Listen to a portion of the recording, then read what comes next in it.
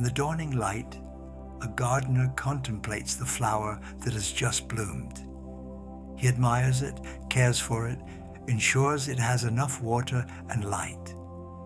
Yet when evening comes and the petals begin to fall, he feels neither sadness nor desire to hold them back. His heart remains serene before this natural cycle. It's not that he doesn't care about the flower. On the contrary, it's precisely because he understands it deeply that he can accept its ephemeral nature. Here lies the essential difference between detachment and indifference. Indifference is armor, a closing of the heart. It's a wall we build to avoid being touched, affected, disturbed by the world. The indifferent person turns away from suffering, not out of wisdom, but out of fear or desensitization. They cut themselves off from the world to avoid having to feel it. Their apparent serenity is nothing more than an absence. Absence of engagement, absence of connection, absence of life. Detachment, on the other hand, is an opening, a deep understanding of the nature of things. The Taoist sage doesn't detach from the world. He detaches from his rigid expectations about how the world should be. He doesn't stop loving, but loves with a wisdom that understands the impermanent nature of all things. As an ancient proverb says, the willow's branches are flexible because they know how to dance with the wind. The indifferent says, nothing matters, so why care? The detached responds, everything matters, which is why I remain free. In the Taoist tradition, this enlightened detachment is often compared to the water of a river. Water fully engages in its journey, embraces every curve of the terrain, nourishes everything it touches. Yet it doesn't attach to any particular form, doesn't resist change, doesn't cling to the banks it encounters. It is both totally engaged and perfectly detached. Indifference is a form of poverty, poverty of experience, poverty of the heart. Detachment, in turn, is richness. It's the capacity to live fully while remaining free, to love deeply while accepting impermanence, to act with passion while remaining at peace with all possible outcomes. In daily life, we often find ourselves caught in a whirlwind of efforts, desires, and expectations. We seek to control what surrounds us, to shape events according to our wishes, as if we were artisans sculpting reality with our hands. Yet despite all our efforts, sometimes things don't unfold as expected. Dreams wither, plans fail, and expectations shatter. Faced with this, we may feel frustration, anger, or discouragement. But what drives us to want to master everything? And above all, why is it so difficult to let go? In Taoist philosophy, letting go is not a form of renunciation or passivity. It's rather a way of aligning with the Tao. Life is like a river. It flows naturally, effortlessly, following its own course. It doesn't fight against obstacles. On the contrary, it goes around them, absorbs them, or transforms them. Similarly, when we practice letting go, we learn to follow life's current instead of resisting in vain. Observe a leaf that detaches from a tree in autumn. It doesn't fight its fall, doesn't resist the wind that carries it away. In this natural letting go lies a profound wisdom that Taoist thought has explored for millennia. It's no coincidence that the greatest masters have often found their deepest teachings in the simple observation of nature. Everything we try to hold on to is by nature impermanent. Our thoughts, our emotions, our possessions, our relationships, everything is in constant change. Our desire to fix things, to maintain them in a permanent state, is the very source of our suffering. As human beings, we tend to believe we are separate from everything around us. We think we must act to obtain what we desire, as if the world were raw material we must shape. But we are already an integral part of life's flow. We are not external spectators, but active participants in a cosmic dance that surpasses our understanding. When we try to control everything, we create inner tension. This tension distances us from our true nature, which is fluid, flexible, and adaptable. Think of a tree branch. If it's rigid, it risks breaking during a storm. But if it's flexible, it can bend without snapping. Similarly, when we adopt an attitude of letting go, we become more resilient in the face of life's vicissitudes. We stop desperately clinging to what we cannot change and allow life to unfold according to its own rhythm. However, letting go doesn't mean abandoning our aspirations or ceasing to act. On the contrary, it means acting with wisdom, recognizing what is under our control and what is not. This truth first manifests in our relationship with control. We spend much of our lives trying to control events, others, ourselves. And yet very often, the more we try to control, the more life seems to escape us. The Tao Te Ching teaches us that true mastery doesn't come from control, but from alignment with the natural flow of things. This understanding leads us to a deeper vision of our true nature. What we call ourself is itself a construction we constantly strive to maintain. We cling to certain images of ourselves, to stories about who we are, to rigid identities. Letting go invites us to recognize the fluid and changing nature of our being. In our culture, we tend to see effort as tension, as struggle. But there exists another form of effort, more aligned with nature. The effortless effort of bamboo that bends under snow, then naturally straightens. The tensionless effort of the river that finds its way to the ocean. This perspective transforms our relationship with suffering. Often, it's not so much the situation itself that makes us suffer as our resistance to what is. We suffer because we cling to a version of reality that doesn't correspond to what is. Letting go doesn't eliminate pain, which is an integral part of life, but it can greatly reduce the suffering we add through our resistance. A Taoist master explained to his disciples, when you hold a burning coal with the intention of throwing it at someone else, it's you who gets burned. Similarly, when we resist what is, we multiply our own suffering. Letting go teaches us to drop the coal, not out of indifference, but out of understanding its burning nature. Letting go also touches our relationship with knowledge.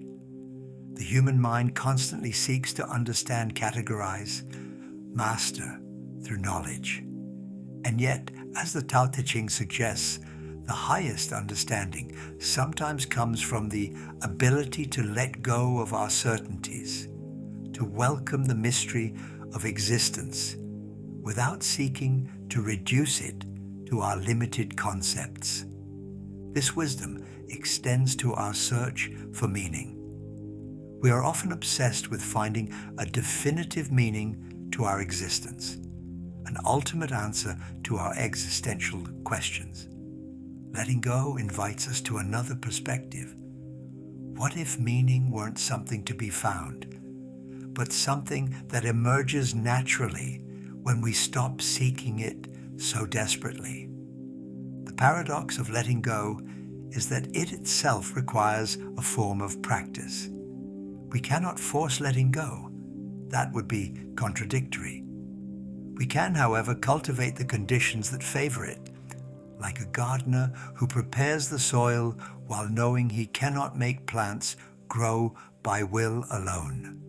The first step consists in observing our thoughts and emotions. Often, we cling to ideas, fears, or desires without even realizing it. For example, we might be obsessed with a precise goal, getting a job, succeeding in a project, winning others' approval, to the point of forgetting to fully live the present moment. By taking time to stop, breathe, and look within ourselves, we can begin to identify these attachments. Once we recognize them, we can choose to release them, not because they are bad, but because they prevent us from fully savoring the richness of the instant.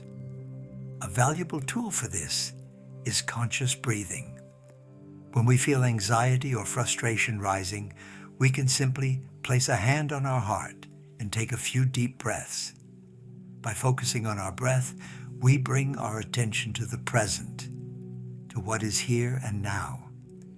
This simple gesture can suffice to dispel the grip of obsessive thoughts and reconnect us with our inner calm.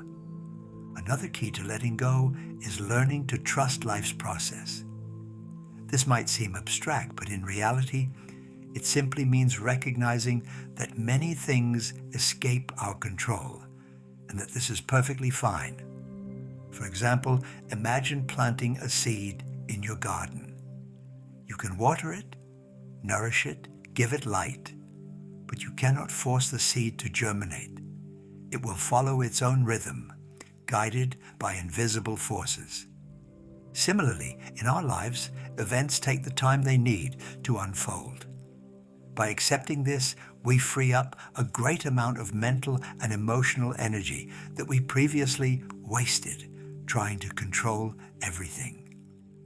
An ancient Taoist tale tells of a fisherman who spent his days on the river. Unlike other fishermen who became agitated and frustrated when fish weren't biting, he remained serene, whether his catch was abundant or meager. One day they asked him his secret. He replied, "I don't fish for fish. I fish for the present moment. The fish is merely a guest in my net." This story reveals the essence of Taoist detachment. It's not a renunciation of action or engagement, but a liberation from attachment to results. The fisherman isn't indifferent to his fishing. He puts all his art, all his attention into it. But his inner peace doesn't depend on what he catches or doesn't catch. If detachment isn't indifference, what is it truly? The Taoist tradition teaches us that it's a path of liberation, a way toward a deeper form of participation in the world. To understand this apparent contradiction, we must dive more deeply into the very nature of our relationship with reality. Let's imagine a musician who, at the beginning of his learning, is attached to every note, tense in his desire for perfection. His music, though technically correct, lacks life, imprisoned by his own will to do well. Then comes a day when, through practice, he forgets technique. His fingers find their own way on the instrument. It's precisely in this detachment from technique that he finds true mastery. His music becomes more alive, more authentic, precisely because he has stopped wanting to control it. This form of detachment is similar to what Taoists call forgetting the self, not a negation of individuality, but a liberation from the limits we impose on our experience. As Zhuangzi says, the fish forgets it swims in water. The bird forgets it flies in air. It's in this forgetting that true freedom resides. A calligraphy master explained to his students, "As long as you think about the brush, your stroke will be rigid. As long as you think about yourself painting, your gesture will lack life." It's when you forget both the brush and yourself that true beauty can be born. This isn't indifference to his art. On the contrary, it's an engagement so deep that it transcends the duality between artist and work. Taoist detachment thus invites us to a paradoxical form of presence, being totally there while being free from everything, like the surface of a lake that perfectly reflects the sky precisely because it doesn't seek to retain the clouds that pass through it. This understanding of detachment opens us to a more subtle form of relationship with the world. No longer the relationship of control or possession, nor that of rejection or indifference, but a relationship of dance, of dialogue, of conscious participation in life's movement. This is what tradition calls acting without acting, away, not doing nothing, but acting without the ego attaching to the action. An old master used this parable. Do you see that leaf dancing in the wind? It's neither indifferent to the wind, it responds to its slightest breeze, nor attached to it. It doesn't seek to control it. It simply dances with it, moment after moment. That is true detachment. In our modern world, obsessed with control and performance, this wisdom of detachment is more precious than ever. It reminds us that another way exists, neither the tension of one who wants to master everything, nor the abandonment of one who gives up, but the freedom of one who has understood that true mastery lies in letting go. Taoist detachment thus invites us to a silent revolution in our way of being in the world. Not by withdrawing from life, but by participating in it more fully, with a heart both more engaged and more free. Perhaps here lies the deepest secret of the Tao, the understanding that our true nature is already free, and that detachment is nothing more than the path back to this original freedom. Thus, authentic detachment is not an end in itself, but a means of deeper participation in life. It's the capacity to remain open to each instant without being prisoner to any, to love fully without possessing, to act totally without being chained to results. As a sage said, true detachment is not the absence of love, but love becomes so vast that it transcends all attachment. In the end, letting go and Taoist detachment teach us the art of being fully present while remaining perfectly free, totally engaged while staying at peace with the constant flow of change. Like bamboo that is strong precisely because it knows how to bend, we find our true strength in this flexibility that allows us to dance with life instead of fighting against it.